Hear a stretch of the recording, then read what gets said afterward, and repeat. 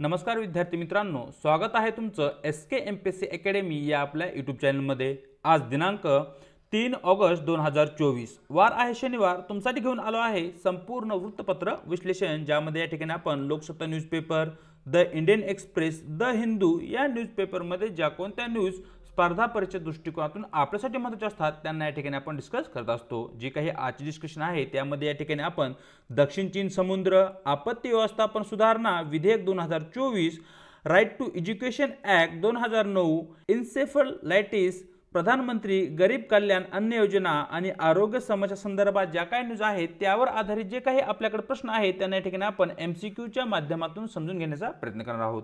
चला तर जे काही आजचे आपले डिस्कशन आहे त्याला या ठिकाणी आता आपण सुरुवात करूया। मित्रांनो, या ठिकाणी आजचा जो काही आपला पहिला प्रश्न आहे तो आहे दक्षिण चीन समुद्रावर, तो आहे साऊथ चायना सी संदर्भात। सरळ जो काही प्रश्न आहे तो प्रश्न पाहूया। दक्षिण चीन समुद्राबद्दल खालीलपैकी कोणते विधान बरोबर आहे, अशा प्रकारचा मित्रांनो या ठिकाणी आपला प्रश्न आहे। तर मित्रांनो, या ठिकाणी जो काही साऊथ चायना सी आहे त्याची पोझिशन तुम्ही साईडच्या मॅपमध्ये पाहू शकताय।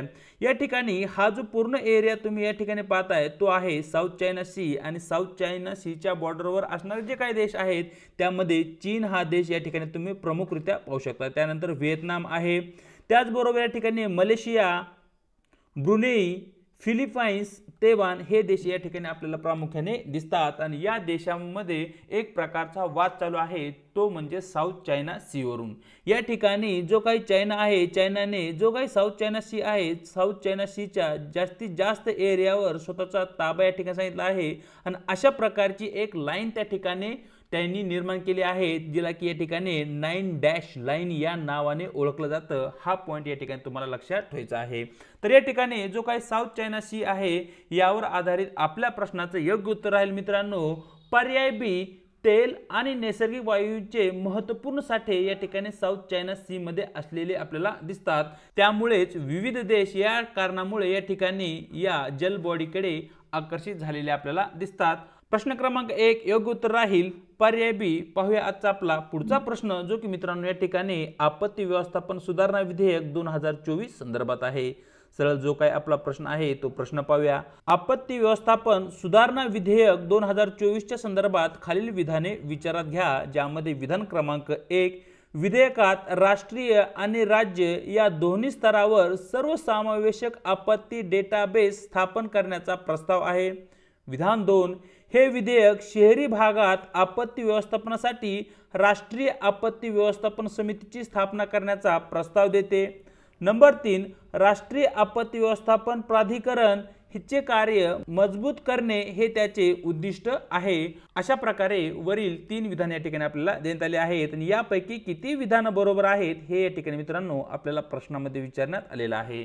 जे काही आपली विधानं आहेत त्या विधानांची या ठिकाणी चर्चा करूया। या ठिकाणी जे काही आपत्ती व्यवस्थापन सुधारणा विधेयक 2024 आहे याच्या अंतर्गत राष्ट्रीय स्तरावर म्हणजे केंद्रीय स्तरावर आणि राज्य स्तरावर या दोन्ही स्तरावर या ठिकाणी एक सर्वसमावेशक आपत्ती डाटाबेस म्हणजे जे माहितीचा डाटाबेस आहे तो स्थापन करणे प्रस्तावित आहे। हे जे विधान आहे ते या ठिकाणी अगदी बरोबर आहे। या ठिकाणी शहरी भागामध्ये अर्बन डिझास्टर मॅनेजमेंट अथॉरिटी स्थापन करायची आहे, त्या ठिकाणी नॅशनल नाहीये मित्रांनो, या ठिकाणी अर्बन आहे, शहरी आपत्ती व्यवस्थापन। या ठिकाणी हा एकच शब्द जर आपण चेंज केला तर या ठिकाणी आपलं योग्य हे स्टेटमेंट होईल, परंतु या ठिकाणी राष्ट्रीय असल्यामुळे विधान क्रमांक 2 आपल्या या ठिकाणी चुकीचं ठरतं। आणि जे काही विधान क्रमांक 3 आहे तेही मित्रांनो या ठिकाणी अगदी बरोबर आहे। राष्ट्रीय आपत्ती व्यवस्थापन प्राधिकरण जे आहे, ज्याला की या ठिकाणी आपण नॅशनल डिझास्टर मॅनेजमेंट अथॉरिटी म्हणतो, त्याचं जे काही एकूण कार्य आहे, फंक्शन आहे, त्याला मजबूत करणं हे महत्त्वपूर्ण उद्दिष्ट या नवीन आपत्ती व्यवस्थापन सुधारणा विधेयक 2024 चं असलेलं दिसतं।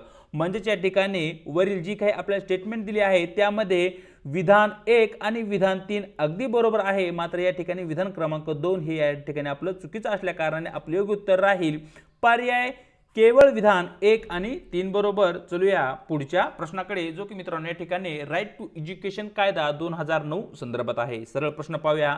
बालकांना मोफत आणि सक्तीचे शिक्षणाचा अधिकार राईट टू एज्युकेशन ॲक्ट 2009 च्या संदर्भात खालील विधाने विचारात घ्या, ज्या ठिकाणी विधान क्रमांक 1, कायद्याने भारतात 6 ते 14 वयोगटातील मुलांसाठी शिक्षण हा मूलभूत अधिकार बनवला आहे। विधान 2, प्राथमिक शाळा ते 8वी पर्यंतचे जे काही शिक्षण आहे ते सुनिश्चित करणे हे या कायद्याचे प्राथमिक उद्देश आहे। विधान 3, कायद्यानुसार सर्व खाजगी शाळांना त्यांच्या 15% जागा सामाजिकदृष्ट्या वंचित आणि आर्थिकदृष्ट्या दुर्बल घटकातील मुलांना राखीव ठेवल्या गेल्या पाहिजेत, अशा प्रकारची तरतूद आहे। विधान 4, हा कायदा भेदभाव न करता शिक्षणात समान प्रवेश सुनिश्चित करण्यासाठी प्रवेशासाठी कोणत्याही स्क्रीनिंग प्रक्रियेस प्रतिबंधित करतो, अशा प्रकारची एकूण 4 विधाने या ठिकाणी आपल्याकडे आहेत आणि यापैकी किती विधानं बरोबर आहेत ते या ठिकाणी मित्रांनो आपल्याला सांगायचं आहे। चला तर जे काही विधान आहेत त्या विधानांची चर्चा करूया। भारतात राईट टू एज्युकेशन या कायद्यानुसार शिक्षण हा भारतामध्ये एक मूलभूत अधिकार बनला आहे, हे तुम्हाला या ठिकाणी माहिती असणं आवश्यक आहे। या कायद्यानुसार ज्या कोणत्या मुलांचं वय 6 ते 14 वर्षाच्या दरम्यान असेल त्या मुलांना आता शिक्षणाचा अधिकार हा म्हणजे शिक्षण हा त्यांचा मूलभूत अधिकार बनला आहे। याचाच अर्थ विधान क्रमांक 1 या ठिकाणी अगदी बरोबर आहे।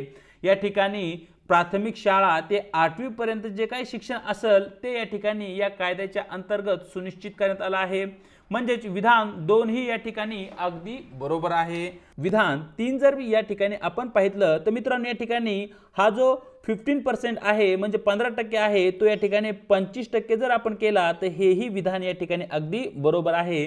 म्हणजे ज्या काही खाजगी शाळा असतील किंवा ज्या कोणत्या शाळा असतील त्या शाळांमध्ये एकूण जागेच्या 25% ज्या काही जागा असतील त्या सामाजिक दृष्ट्या वंचित घटकातील जी काही मुलं आहेत आणि त्याचबरोबर आर्थिक दृष्ट्या दुर्बल घटकातील जी काही मुलं आहेत त्यांच्यासाठी राखीव असतील, हे तुम्हाला या ठिकाणी माहिती असलं पाहिजे। आणि या ठिकाणी विधान क्रमांक 3 हे आपलं चुकीचं ठरतं आणि शेवटी विधान क्रमांक 4 या ठिकाणी मित्रांनो अगदी बरोबर आहे। या ठिकाणी समानतेच्या आधारावर सर्वांना समान संधी दिल्या जाव्यात आणि त्या आधारावर त्या ठिकाणी मुलांचा प्रवेश निश्चित व्हावा यासाठी स्क्रीनिंग ची जी काही पद्धती आहे ती या ठिकाणी प्रतिबंधित करण्यात आलेली आहे। म्हणजे त्या ठिकाणी वरील जी काही आपली 4 विधानं आहेत त्या 4 विधानांमध्ये केवळ 3च विधानं म्हणजेच विधान क्रमांक 1, विधान क्रमांक 2 आणि विधान क्रमांक 4 या ठिकाणी बरोबर असल्या कारणाने आपलं योग्य उत्तर राहील पर्याय सी, केवळ 3 विधानं बरोबर। चलूया पुढच्या प्रश्नाकडे, जो की मित्रांनो या ठिकाणी एसेफलायटिस या आजारासंदर्भात आहे। सरळ जो काही आपला प्रश्न आहे तो प्रश्न पाहूया। खालीलपैकी कोणते एसेफेलायटिसचे सामान्य कारण आहे, म्हणजे जो काही एसेफेलायटिस आजार आहे तो खालीलपैकी कोणत्या कारणामुळे होतो। तर मित्रांनो या ठिकाणी या प्रश्नाचं आपलं योग्य उत्तर राहील पर्याय बी, जंतू संसर्ग यामुळे या ठिकाणी मेंदूचा जो काही आजार आहे ज्याचं नाव आहे एसेफेलायटिस हा होतो। या ठिकाणी मेंदूमध्ये अशा प्रकारच्या रक्तांच्या गुठळ्या तयार होतात किंवा अशा प्रकारे एक प्रकारचा रक्तस्राव मेंदूमध्ये होतो। कित्येक वेळा या ठिकाणी यामुळे जे काही रुग्ण आहे त्याचा या ठिकाणी मृत्यू होण्याचा म्हणजे रुग्ण दगावण्याची ही शक्यता या ठिकाणी या आजारामध्ये जास्त असलेली आपल्याला दिसते। हा जो आजार आहे तो जीवाणू संसर्ग किंवा जो काही बॅक्टेरियाला जे काय असेल त्याचा संसर्जन्य तो आजार नाहीये, तो जो आजार होतो तो होतो जंतू संसर्गामुळे, हे तुम्हाला या ठिकाणी माहिती असणं आवश्यक आहे। प्रश्न क्रमांक 4 योग्य उत्तर राहील पर्याय बी। पाहूया आजचा आपला पुढचा प्रश्न, जो की मित्रांनो या ठिकाणी प्रधानमंत्री गरीब कल्याण अन्न योजने संदर्भात आहे। सरळ जो काही प्रश्न आहे तो प्रश्न पाहूया। खालील विधाने विचारात घ्या ज्यामध्ये विधान क्रमांक 1, प्रधानमंत्री गरीब कल्याण अन्न योजना चे उद्दिष्ट आहे की समाजातील सर्वात असुरक्षित घटकांना मोफत अन्न देणे। विधान 2, प्राइस मॉनिटरिंग सिस्टीम मोबाईल ॲपचा प्राथमिक उद्देश वंचित समुदायांसाठी ऑनलाईन खरेदी सुलभ करणे हा आहे। तर या ठिकाणी मित्रांनो वरीलपैकी कोणते विधान बरोबर आहे ते तुम्हाला या ठिकाणी प्रश्नामध्ये विचारण्यात आलेलं आहे। तर या ठिकाणी जी काही आपली विधानं आहे ती विधानं पाहूया। या ठिकाणी जे काही विधान क्रमांक 1 आहे ते या ठिकाणी अगदी बरोबर आहे। प्रधानमंत्री गरीब कल्याण योजनेच्या अंतर्गत आपल्या समाजामध्ये जे आपल्यासाठी अन्न खरेदी करू शकत नाहीत किंवा धान्य खरेदी करू शकत नाहीत अशा घटकांना या ठिकाणी या योजनेच्या अंतर्गत मोफत अन्नधान्य देण्याचं उद्दिष्ट या ठिकाणी ठेवण्यात आलेलं आहे। म्हणजे या ठिकाणी विधान क्रमांक 1 या ठिकाणी आपले अगदी बरोबर आहे। विधान क्रमांक 2 मित्रांनो या ठिकाणी चुकीचं आहे। जे काही प्राइस मॉनिटरिंग सिस्टीम आहे हे जे ॲप आहे ते काय करतं तर या ठिकाणी ज्या काही इसेन्शियल वस्तू आहेत त्यांचं प्राइस मॉनिटर करण्याचा प्रयत्न करतं। म्हणजे या ठिकाणी जो काही दुकानदार आहे दुकानदारापासून ग्राहकापर्यंत कशा प्रकारे किंमत वाढ झाली आहे आणि ती जी किंमत वाढ आहे ती किती प्रमाणात आहे, ठरवलेल्या दरामध्ये आहे का, हे पाहण्याचं काम या ठिकाणी प्राइस मॉनिटरिंग सिस्टीमच्या माध्यमातून केलं जातं। या ठिकाणी जी काही वंचित समुदाय आहे त्यांसाठी ऑनलाईन खरेदीची कसल्याही प्रकारची प्रस्तावना त्या ठिकाणी देण्यात आलेली नाहीये। म्हणजे यामुळे या ठिकाणी विधान क्रमांक 2 हे आपलं चुकीचं ठरतं। म्हणजेच या ठिकाणी प्रश्न क्रमांक 5 चे योग्य उत्तर राहील पर्याय ए केवळ विधान 1 बरोबर। पाहूया आजचा आपला शेवटचा प्रश्न जो की मित्रांनो या ठिकाणी आरोग्य समस्यावर आधारित आहे, आरोग्य क्षेत्राशी संबंधित आहे। सरळ जो काय प्रश्न आहे तो प्रश्न पाहूया। खालील विधाने विचारात घ्या ज्यामध्ये विधान क्रमांक 1 भारताला कुपोषणाच्या दुहेरी समस्यांच्या ओझ्यांचा सामना करावा लागतो आहे।